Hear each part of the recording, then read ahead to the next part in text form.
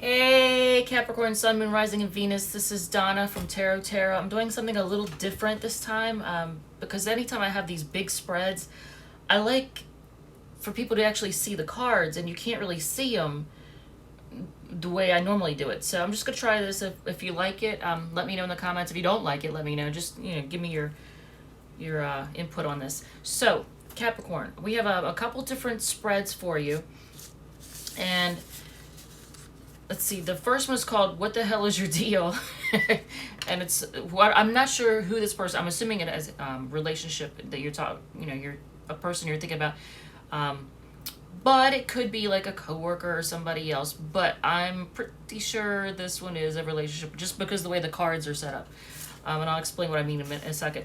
The second one is it's called Relationship Spread, and it's this one here, and it actually shares the Hermit card, which means a lot of you all are either dealing with a Virgo, or you have strong Virgo placements in your chart as well, one or the other. So, Capricorn, Sun, Moon, Rising, and Venus, folks. So the first one, it says, "What the hell is your deal?" So this person, it says who they really are, and you get the Lovers card. This is somebody who's passionate and who likes to be in love. Maybe they spread their love around with more than one person. Maybe they like to be in more than one relationship at the same time, because they just enjoy that feeling of love. Why they hide their true selves, you get the Hermit card. I think actually this person is lacking in confidence, or they go back and forth between lack of confidence and then overconfident, and then lack of confidence. Like there might be an imbalance, maybe an emotional imbalance. Because the Hermit card is why they hide their true selves, but then the mask they hide behind is the Strength card, and that shows confidence. So they act confident, but in reality, I think they're very insecure. I think you're dealing with an insecure person who might use sex to get through life. I mean, it says how this affects your relationship, and you get the Five of Wands. It says defeat. So it might be their ego. Their ego, the mask they hide behind is the confidence. So they might act, very egotistical, or try to act very my way or the highway, or that kind of thing, because it causes problems in your relationship. It messes it up. Five of Wands is defeat. And it says the advice for you is the I don't know why or how, but for whatever reason, the Devil card, which is temptation, that's the advice for you. And if the outcome, if you follow the advice, is the Ace of Wands, which is the card of passion. So it's basically telling you to get your freak on with this person. So I'm thinking the only good thing that comes from this relationship is, sex. I mean, that seems to be the only thing that's going to work in this relationship, unless this person can somehow get over their lack of, their insecurity, their lack of confidence, because they're hiding behind the mask of confidence, but they're not confident. So they're using sex to get through. And in this spread, it's called the Relationship Spread, and it actually shares the Hermit card. So I'm going to put that there. So I hate when my cards are all turned around. All right, so for the Relationship Spread, it says how you feel about them. You get the Ten of Cups. You really love this person. I mean, you really, really are into them.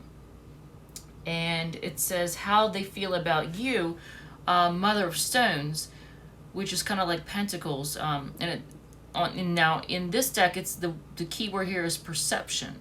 And actually, I want to read to you how basically they think you're abundant, and they might be interested in you because of your resources, because this is how it describes the Mother of Stones. Prosperity and oneness, someone who is calm and serene, being able to enjoy the best in life, including the luxuries, magnificent comfort, generosity and wealth, abundance, a charitable soul who has the means to give, someone who has an evolved consciousness, a down-to-earth woman who appreciates tradition, a love of grand personal displays, accessible and graceful, a good friend to have around when times are tough. So I think they they feel that you are abundant and that you can provide for them. So maybe they're interested in you because of what you have, your money or your resources. Here you are loving them. You're all about them. They're like the apple of your eye, and or however you want to put it. I mean, you're really into them, and they're more into what you have. That's fucked up. And it says what you make together. It's 10 of Wands, oppression. So together you're a burden. You burden each other somehow, which kind of makes sense because you want emotional fulfillment. You don't want to be valued just for what you have. You want to receive the love back that you're having for them, that you're giving them, and they just want you to share your resources. And you don't want to just be a wallet. So that's kind of fucked up. It says what you most need to know about them. You got the Father of Wands. I want you to hear this description. What you most need to know about them. It says someone with, now this is who they are. Someone with incredible intellect but lacking in social skills. Chained by his constant need to consume knowledge. He is rich with invention but never satisfied. He is often gifted with good looks and an innocent charm. Otherwise, he would be totally alone. Mature and a pillar of the community. Genius, also prone to extreme anger when confronted with stupidity. Intolerant of weakness in others. He's kind of a cold person. Good looking but doesn't have social skills. Has a temper and lashes out at people. That's what you need to know about them. It says for blocks and difficulties in this relationship, the 7 of Stones, it says failure. And that one, it's basically the blocks are just a feeling of inertia, not being able to get things to move forward. Things just won't grow. And this description in their book is problems in business, declining health, bankruptcy, deteriorating relationships. That's your blocks and difficulties. Deteriorating relationships. If that wasn't, that's not a great description for that, whatever relationship this is that you're thinking of. It says weakness, poor investments, losing things of value, stagnation, a feeling of inertia, unsettling times, events do not turn out as planned and sometimes dies. Extreme depression, harshness, a loss of real property that leaves a bitter taste in your mouth, sobbing over what seems impossible to fix. The machine you have built has broken. Not good for this relationship. It says the best way forward. You get the Hermit card, which is a reflection, and I think it's best for you just to work on yourself. Take time out for yourself. Just solitude and look for answers. I think if this is the same person, if this is the same relationship, you have a person who wants you for what you have, brings the sex to the table, is insecure, tries to act confident, and is very my way or the highway, short-tempered, just and doesn't have social graces. It's kind of a rude person, kind of mean. So there's that, and then I pulled an angel card. It's Lalvia. I don't know if this is gonna register with you at all, but I don't know if you can see this. Can you even see? Where's the? Oh, I got it too close. Yeah. Well, there's just a lot of stuff on it. So there's the imbalance and the out of balance. The imbalance, it says victory, renown, celebrity and success, expertise, life of devotion, altruism, goodness, kindness, receives the light of God, confidence, enthusiasm, joy, successful initiations, exalted love for divine creation and divine work, businesses that are useful and profitable for humanity, can obtain all one wants from the great people of the world and cosmic organization. Out of balance, difficulty succeeding and being successful, failure, plays roles in order to please, lack of authenticity, positivity, excessive focus on renown and celebrity, or a tendency to reject them, to be satisfied with humdrum life, aiming too high or too low, envy, jealousy, pride, slander, using trickery to succeed, extravagance, ambition, greedy for power, excessive materialism, only wanting to enjoy physical resources, emotional outbursts and dependency, lack of confidence and or difficulty trusting others, perverse works, and it says lightning reprimanded by cosmic intelligence. So, just I think it shows either being able to enjoy seeing things, material things as they are, and not overvaluing material things, or only valuing material things and not really enjoying love and understanding the value of giving and receiving equally. I think that's what that card is telling you. So, and then you also pulled the Safe Travels card, and that's from the Saints and Angels deck. I don't know, can you see it here? Can you see this? Saints and Angels. Doreen Virtue. And that one, let me see here. What I know I wrote that down. Okay, I'm going to read this to you. So, Safe Travels, it says, this card signifies a safe passage and lets you know that St. Christopher is by the side of the one who's traveling. This trip is blessed by the angels who will ensure that all the details are taken care of. The transportation, luggage, meals, and accommodations are being overseen by heaven, so the way is clear for an enjoyable trip. This can also be a message that it's time for you to take a trip. Have you been hankering for a relaxing vacation? Is there a place you're drawn to for research or business purposes? Is there a loved one whom you'd like to visit? If so, this card is a validation that it's time to set this plan in motion. People who have long carried St. Christopher medals to ensure safe journeys. He became the patron saint of travelers because of his occupation, which involved carrying people across a river. Legend says that he was a large man who could easily transport anyone, no matter what their size. One day, a small boy asked to be taken across the water. Despite his small frame, the child's weight nearly made Christopher collapse. Upon reaching the riverbank, the boy revealed his true identity. He was Christ.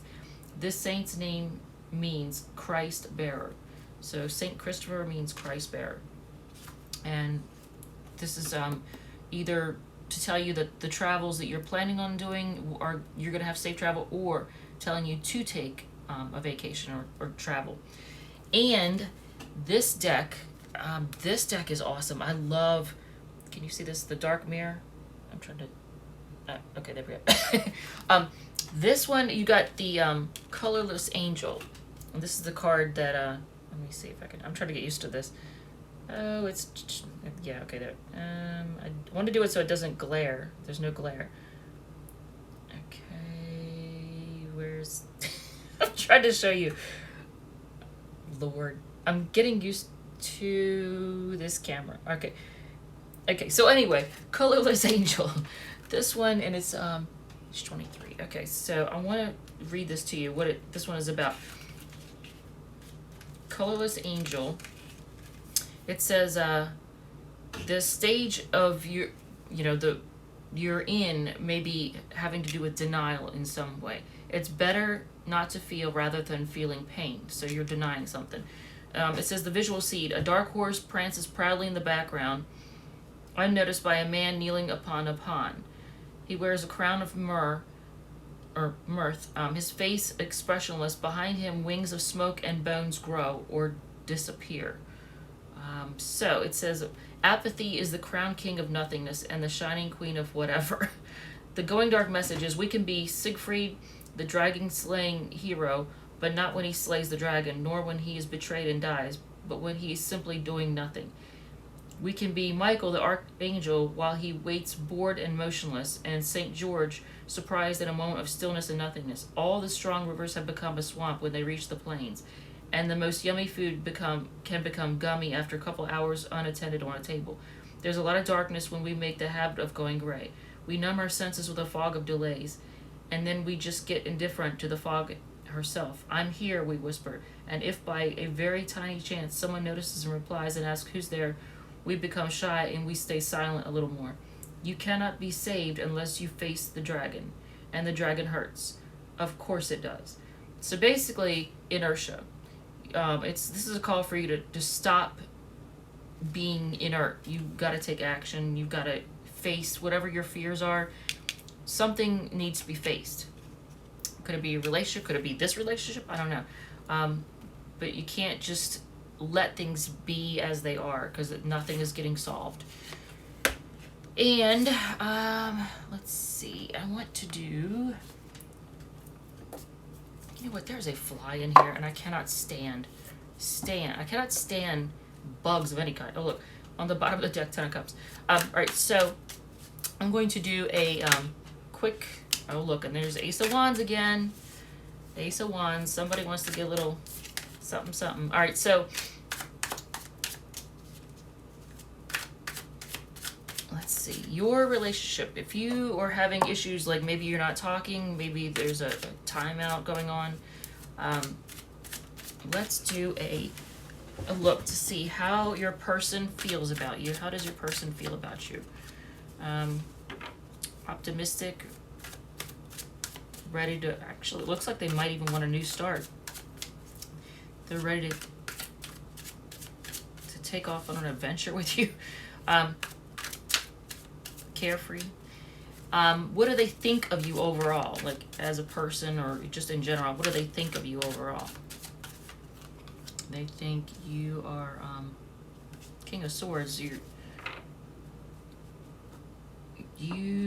have, how do I put this? You have wisdom, and you know they think you know the deal, that you know what's really going on.